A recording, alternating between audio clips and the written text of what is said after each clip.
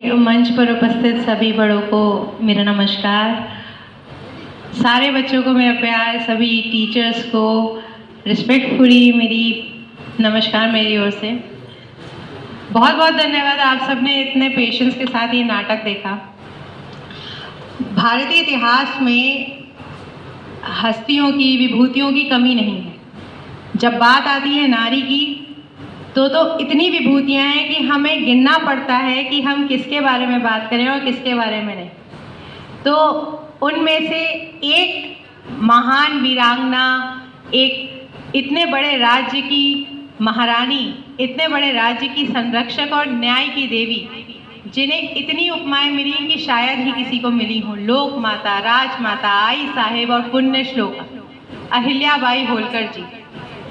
वैसे तो सभी बड़ों ने उनके बारे में, नाटक ने उनके बारे में काफी बता दिया होगा, लेकिन दो तीन चीज़ें हैं जो मैंने उनका चरित्र करते हुए, उनके बारे में यहाँ बच्चों को बताते हुए, उनके बारे में रिसर्च करते हुए फील की हैं, महसूस की हैं या मुझे पता चली हैं, वो मैं आपके साथ बांटना चाहती हूँ।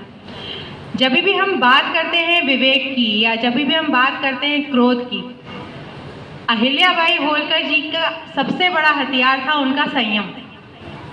किसी भी चीज़ को लेकर, चाहे वो क्रोध हो, चाहे वो अधिकार हो, चाहे वो कर्तव्य हो, चाहे वो कुछ भी हो, उनका सबसे बड़ा हथियार था उनका संयम।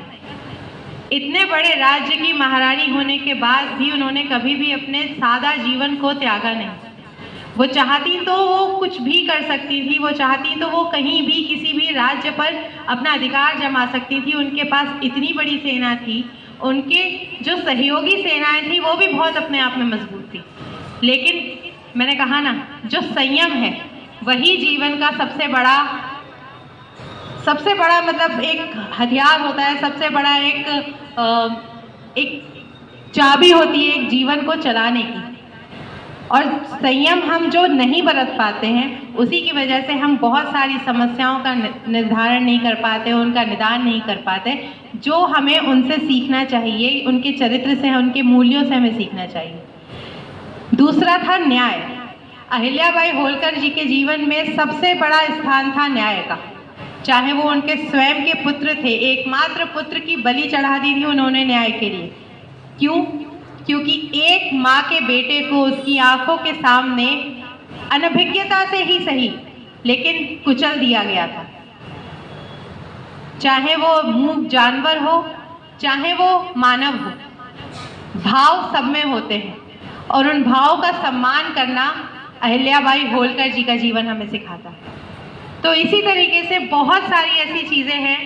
रही बात इन बच्चों की, इन बच्चों ने इतने 10 दिन 12 दिन बहुत डांट खाई है, छुट्टियां कुर्बान कर दी, अपनी क्लासेस छोड़ी, टीचर से भी डांट मिली होगी ऑफ कोर्स, लेकिन इन सब की मेहनत यहाँ बैठे इतने सारे लोगों को देखकर और मंच पर खड़े इतने सारे लोगों के आशीर्वचन सुनकर मुझे लगता है कि इन सब की मेहनत साकार हुई।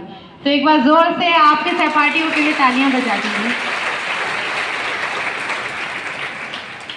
दीपा काला मैम को मैं फिर से धन्यवाद देना चाहूँगी कि मैम ने हम लोगों पे विश्वास किया और इतना इस नाटक का आयोजन किया। बहुत बहुत धन्यवाद।